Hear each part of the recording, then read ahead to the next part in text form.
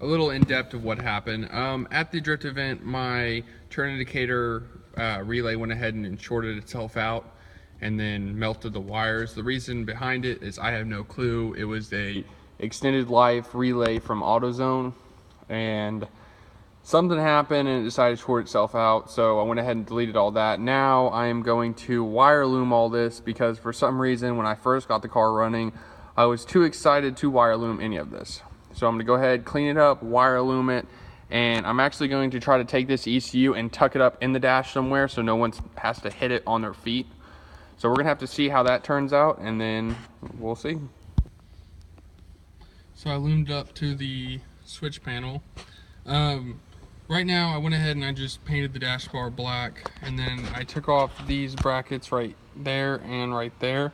They came down. I also cut the brackets, you can see where it goes right down there, under your knees, because I'm trying to have more knee room. But I'm trying to make it as simple as it possibly can, so I'm going to go ahead and put the dash on there, and then all these wires that you see that are not loomed right now, I'm planning on to take the ECU, building some type of bracket that mounts to either one of those to keep the ECU up, and once I do that, then I'm going to go ahead and either shorten these wires or just loom them up and tuck them up even more. And I have the fuse box to mount to for the ECU, so we're going to see how that goes. I went ahead and installed the dash, finished the wiring, and tucked the wiring as much as I could, and mounted the ECU. Now, as you can see right here, the wiring specialty harness actually goes right there and it just loops up. I could have trimmed it and made it smaller, made it better looking, but if I do ever wreck this car and I decide to put this motor set in a different car, I want as much length as I can for the next car. So I just left it looped up right there and shortened the wires to my switch panel.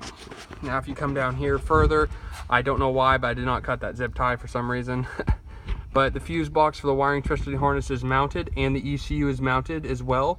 Now the ECU doesn't move around a lot, and yes, it's like a rigged up zip tie mount. I plan on remounting that in the future, but for now, since I have to drive the car today, I decided just to mount it as best as I could.